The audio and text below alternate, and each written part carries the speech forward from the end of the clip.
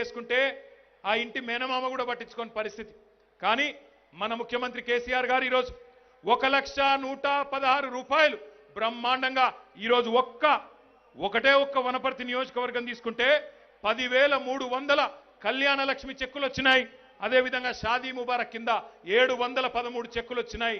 1,116 రూపాయల చొప్పున వచ్చిన మాట వాస్తవమైతే చప్పట్లతో ప్రభుత్వానికి ధన్యవాదాలు చెప్పాలని చెప్పి నేను కోరుతా ఉన్నా. రైతు బీమా, ఒక రైతు చనిపోతే ఆ కుటుంబం ఆగం కావద్దు అనే ఆలోచనతో ముఖ్యమంత్రి గారు పెట్టిన బీమా, ఆ బీమాలో భాగంగా ఈరోజు ఒక్క వనపర్తిలో 1,405 మంది రైతులకు 70 కోట్ల రూపాయలు 5 లక్షల రూపాయల చొప్పున కుటుంబానికి వారం 10 రోజులు తిరగకుండానే వాళ్ళకు అందుతా ఉన్నాయి. నేను ఒకటే అడుగుతా ఉన్నా, ఇవాళ కాంగ్రెస్ నాయకులను మాటలు మస్తుగా చెప్పచ్చు. ఇవాళ చిన్నారెడ్డి గారు సన్నాయి నొక్కులు నొక్కుతుంటారు, నిరంజన్ రెడ్డి గారు ఇది ఎందుకు చేయలే, వనపర్తిలో ఇంకా రోడ్ ఎందుకు బాగాలే అని మాట్లాడతారు చిన్నారెడ్డి గారు. ఇక్కడున్న కాంగ్రెస్ నాయకులు, కాంగ్రెస్ వాళ్ళ పరిస్థితి ఎట్లున్నదంటే నాకు చిన్న కథ గుర్తొస్తున్నది. వెనకటికి మన వనపర్తి పట్టణంలోనే ఒక పిల్లగాడు ఉండే. వాడికి చిన్నప్పటి నుంచే చదువు సంధ్య ఏమి రాలా. వానికి చిన్నప్పటి నుంచి అన్ని చెడు సావాసాలు, చెడు దోస్తాన్లు, అన్ని లంగ అలవాట్లు, దొంగ అలవాట్లు అన్ని చిన్నప్పటి నుంచి అయినాయి. జరదా బుక్కుడు, మందు కొట్టుడు, స్కూల్ ఎగ్గొట్టి సినిమాలకు పోవుడు, అన్ని దిక్కుమాలిన అలవాట్లన్నీ చేసుకొని అట్లే పెరిగి 16-17 ఏళ్ళకి వచ్చిండు. వచ్చినాక ఒకరోజు బాగా తాగిండు, హోస్లో లేడు, ఇంకా తాగాలనిపించింది. అక్కడ ఇక్కడ చూసిండు, పైసలు దొరుకుతలేవు. ఇంట్లో వాళ్ళ నాయన గోడ మీద ప్యాంటు పెట్టినాడు. ఆ ప్యాంటు జేబులోకి వెళ్ళి పైసలు తీయబోతే వాళ్ళ అమ్మ చూసింది, ఉరికొచ్చి పట్టుకొని దెబ్బ ఈపులో 2 గుద్దింది. బుద్ధి లేదురా, ఇంట్లో దొంగతనం చేస్తావా, సిగ్గులేదు నీకు, ఇక ఇది ఒక్కడే సరిపోయింది నీకు, ఇంకా ఇది ఒక్కడే తక్కువైంది అని 2 గట్టికి గుద్దింది. ఆ పిల్లగాడు హోస్ట్లో లేడు, పక్కకు రోకల్ బండ ఉండే, తీసుకొని వాళ్ళ అమ్మని కొట్టిండు. వాళ్ళ అమ్మ అక్కడనే చచ్చిపోయింది. వాళ్ళ నాన్న చూసిండు, అయ్యో ఎంత పని చేస్తేవిరా అని చెప్పి వాళ్ళ నాయన ఉరికొచ్చినాడు. ఉరికొచ్చి ఆ పిల్లగాని పట్టుకొని ఈపులోకి వెళ్ళి 2 గుద్దిండు. దరిద్రుడా ఎంత పని చేసినవురా అని. చేస్తే ఆ పిల్లగాడు అదే మత్తులో అదే రోకల్ బండ తీసుకొని వాళ్ళ నాయనని కూడా కొట్టినాడు. నాయన కూడా అక్కడనే చచ్చిపోయినాడు. మరి తల్లిదండ్రిని చంపితే పోలీసు వాళ్ళు ఊకోరు కదా, పట్టుకపోయినరు, జైల్లో పెట్టినరు. జైల్లో పెట్టినాక మరి శిక్ష చేయాలి కదా. శిక్ష చేయాలంటే మరి జడ్జి గారి దగ్గర తీసుకొని వచ్చినారు. ఆ జడ్జి గారు మన నిరంజన్ రెడ్డి గారు లాగా చాలా చల్లటి మనిషి, చాలా మంచి మనిషి. ఆయన చూసినాడంట, నిరంజన్ రెడ్డి గారు లాంటి జడ్జి గారు ఆ పిల్లగాని కింది నుంచి మీద దాకా చూసినాడంట. రేయ్, నా జీవితంలో చాలామందిని చూసినా నేను వెదవలని, చాలామంది గలీజ్ గాళ్ళని చూసినా, చాలామంది లచ్కోరగాళ్ళని కూడా చూసినా, ఆఖరికి నా కర్మ బాగలేక ఓటుకు నోటు దొంగ కేసుల రేవంత్ రెడ్డి గారిని కూడా చూసినా, కానీ నీ అంత గలీజ్గానే అయితే చూడలేదురా నేను. తల్లిదండ్రి చంపినావు, నీకేం శిక్ష చేయాలో నాకైతే అర్థమై సస్తలేదు, నువ్వే చెప్పు అన్నాడంట. ఇంకా ఆ పిల్లగాడు వెంటనే నక్క వినయాలు ప్రదర్శించుకుంటా, అయ్యా నేను తల్లిదండ్రి లేని అనాథని సార్, నన్ను ఇడిచిపెట్టు సార్ అన్నాడట. తల్లిదండ్రి లేని అనాథ అంటే చంపినోడు ఎవడే? వాడు కాదా, పోరాడు కాదా? ఇలా చిన్నారెడ్డి కథ కూడా గట్లే ఉన్నది. ఈ రోడ్ ఇట్లెందుకుంది, ఈ మోరి గట్లెందుకుందంటే, ఈ రోడ్ ఇట్లెందుకుంది, ఈ మోరి గట్లెందుకుందంటే, మరి నిరంజనన్న గెలిచింది ఒకటేసారే. నీ కాంగ్రెస్ పార్టీ దిక్కుమాలిన పార్టీ గెలిచింది 11 సార్లు, 55 సార్లు గెలిచి అప్పుడేం బీకినావని నేను అడుగుతున్నా. ఆనాడు ఏమి చేయ చాతగాక ఇవాళ వచ్చి మాట్లాడతారా సిగ్గు లేకుండా? నీతి లేని మాటలు, రోత పుట్టించే మాటలు మాట్లాడుతూ ఉన్నారు. అది మాత్రమే కాదు, ఇంకా దారుణం. ఇప్పుడు ఏమర్థమైంది కాంగ్రెస్ వాళ్ళకు? మాకు నూకలు వెళ్ళిపోయినాయి, మాకు వారంటీ అయిపోయింది, మా పార్టీ వారంటీ ఖతమైంది, ఇగో 4 గ్యారంటీలను డైలాగులు కొడితే ఏమన్నా జనం నమ్ముతారేమో అని కొత్త డైలాగులు కొడుతున్నారు. ఏమంటున్నారు వాళ్ళు? కేసీఆర్ 2000 పెన్షన్ ఇస్తే మేము 4000 ఇస్తాం, కేసీఆర్ ఇంటింటికి నీళ్ళు ఇస్తే మేము ఇంటింటికి 2 నల్లాలు పెడతాం, కేసీఆర్ 24 గంటల కరెంట్ ఇస్తే మేము 48 గంటల కరెంట్ ఇస్తాం అని ఇలా మాట్లాడుతున్నారు. ఎట్లున్నాయంటే వీళ్ళ మాటలు నాకు ఇంకొక కథ గుర్తొచ్చింది. వెనకటికి ఒక ముసలామె, ఆమెకు మన్మడు ఉడుతున్నాడు, మన్మరాలో ఉడుతున్నది. ఇంకో నెల అయితే డిసెంబర్లో మన్మరాలో ఉడుతుంది. ఇంకేం చేసింది ముసలామె? ఆ మన్మరాలకు ఒక కుల్ల గుట్టాలని చెప్పి కుల్ల గుట్టుడు మొదలుపెట్టింది. మీ దగ్గర కుల్లనే అంటారా? ఈడ కుల్లనేనా? ఇక మళ్ళీ పాలమూరులో భాష మారిపోతుంది. ఆడాడ కుల్ల కుడుతుంటే గిట్లనే సాయంత్రం టైం అయింది, 5:30, 5:40 అయింది. ఆయన కుడుతుంటే ముసలామెకేమో కళ్ళు కనబడతలేవు, ఎందుకంటే అప్పుడు కాంగ్రెస్ ప్రభుత్వం కంటి వెలుగు స్కీమ్ లేదు, కంటి వెలుగు కూడా లేదు, దిక్కుమాలిన కాంగ్రెస్. ఆయనత ఆ సూది కుడుతుంటే సూది పోయి కింద ఎక్కడో పడిపోయింది, దొరుకుతలేదు సూది. అటు చూసింది ఇటు చూసింది దొరుకుతలేదు, పక్కకు తిరిగిందంట. ఆడ జోగులాంబ తల్లి పటం ఉన్నది ఎదురుగా. అమ్మా జోగులాంబ, ఆ సూది గినక దొరికితే నేను 5 కిలోల మన బెల్లం, 5 కిలోల చక్కెర, ఒక 1000 టెంకాయలు తెచ్చి నీకు కొడతా, దండం పెడతా, సూది వెంటనే దొరికేటట్టు చెయ్యి అన్నదంట. లోపల కోడలి పిల్ల వంట చేస్తున్నది.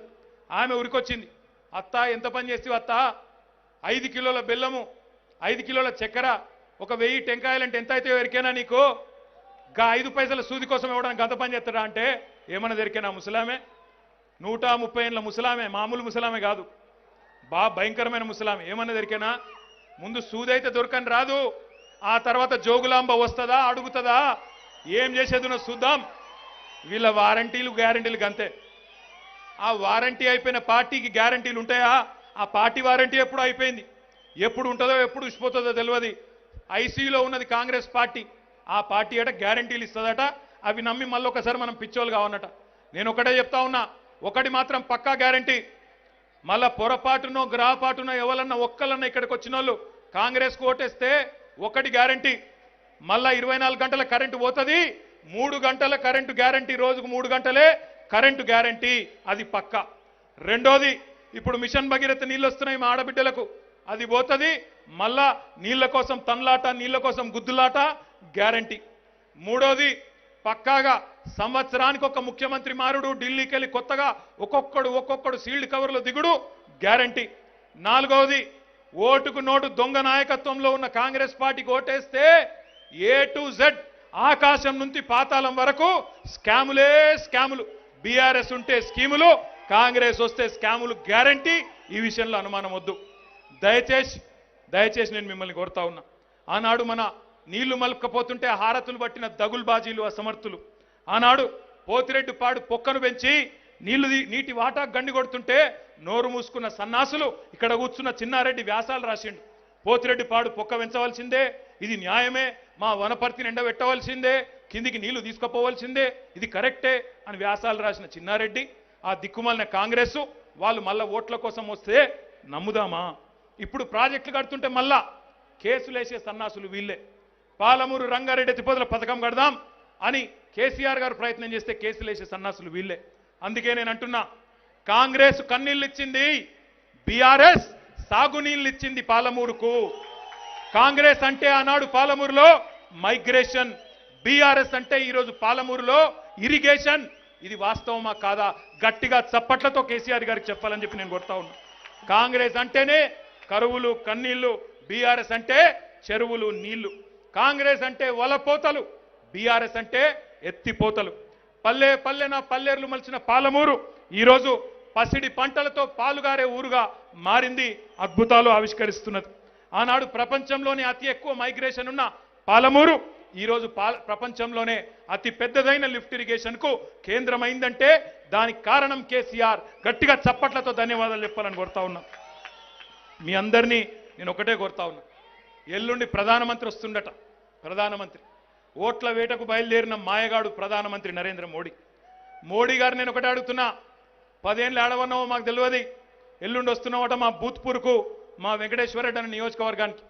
అక్కడ మా ఇంకనం చేయగలిగింది ఏం లేదు, కానీ ఒకటి మాత్రం పక్కా, ప్రధానమంత్రి గారు పాలమూరు ప్రజలకు చెప్పు, నీకెందుకు ఇంత పగ మా మీద? ఎందుకు పక్కన ఆ కర్ణాటకలో అప్పర్ భద్రకు జాతీయ హోదా ఇస్తావు? ఎందుకు పాలమూరు రంగారెడ్డి ఎత్తిపోతల పథకానికి ఇయ్యవు? ఎందుకు మా మీద అంత పగ?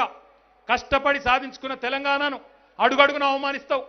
ఎక్కడ పడితే అక్కడ తల్లిని చంపి బిడ్డను వేరు చేసిందనే విషపు మాటలు, నికృష్టపు ఆలోచనలు ఎందుకు ఈ దిగజారుడు రాజకీయం? ఇక్కడికి వస్తున్న వెల్లుండి తేల్చి చెప్పు, పాలమూరు రంగారెడ్డి ఎత్తిపోతల పథకానికి జాతీయ హోదా ఇస్తావా లేక ప్రజాగ్రహానికి గురైతావా? తేల్చుకో నరేంద్ర మోడీ గారు. ఈ 811 టీఎంసీల కృష్ణా జలాలు, వాటిలో మా న్యాయబద్ధమైన వాటా 575 టీఎంసీలు. ఒక్క సంతకం పెట్టడానికి నీకు చెయ్యి వస్తలేదు. ఈ వలసపోయిన జిల్లా, వలవల ఏడ్చిన జిల్లా పాలమూరుని నాశనం చేసిందే ఆనాటి అప్పటి బీజేపీ కాంగ్రెస్.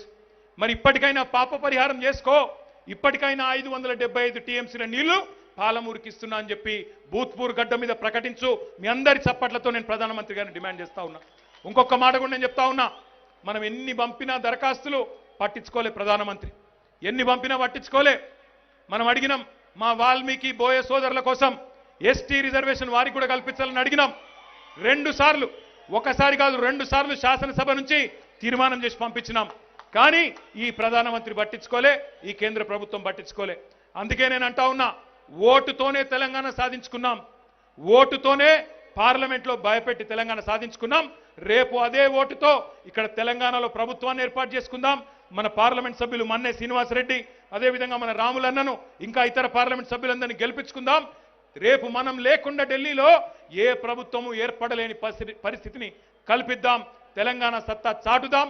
కేసీఆర్ నాయకత్వంలో కేంద్రంలో ఉన్న 2 పార్టీలు కాంగ్రెస్ బీజేపీల మెడలు వంచి తెలంగాణ ప్రగతి ప్రస్థానాన్ని మన జగన్నాథ రథ చక్రాల కింద అడ్డు వచ్చిన వీళ్లను తొక్కుకుంటూ ముందుకు పోదామని మీకు విజ్ఞప్తి చేస్తూ, నిరంజన్ రెడ్డి గారిని ఈసారి 1,00,000 ఓట్ల మెజారిటీతో గెలిపించాలని మనస్ఫూర్తిగా మిమ్మల్ని అందరినీ వేడుకుంటూ, జై తెలంగాణ, హైదరాబాద్ కినవాడాల జై తెలంగాణ. Thank you. ధన్యవాదాలు సార్. ఇప్పుడు మహిళలకు మెప్మా చెక్ పంపిణీ ఉంటుంది. గౌరవ ముఖ్య అతిథి వారి చేతి మీదుగా మరి చెక్ పంపిణీ కార్యక్రమం. పెద్దలు గౌరవనీయులు ఈనాటి కార్యక్రమం ముఖ్య అతిథి శ్రీ కల్వకుంట్ల తారక రామారావు గారు, శ్రీ సింగిరెడ్డి నిరంజన్ రెడ్డి గారు మరి మహిళలకు మెప్మా చెక్ పంపిణీ అందిస్తారు. మున్సిపల్ చైర్మన్ గారు శ్రీ గట్టి యాదవ్ గారు, మున్సిపల్ వైస్ చైర్మన్ గారు శ్రీ వాకటి శ్రీధర్ గారు, మున్సిపల్ కమిషనర్ గారు శ్రీ విక్రమ్ సింహారెడ్డి గారు అందుకు సమాయత్తం చేయవలసిందిగా వారిని నేను సవినయంగా కోరుతున్నాను.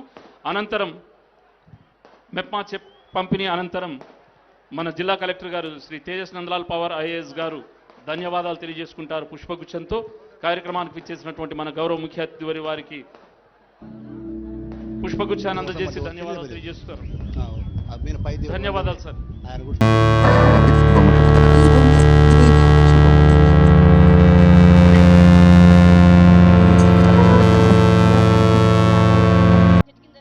మచ్చలేని నేతగా ఎదిగిన యోధుడా, పానుగల్లు నిన్ను చూసి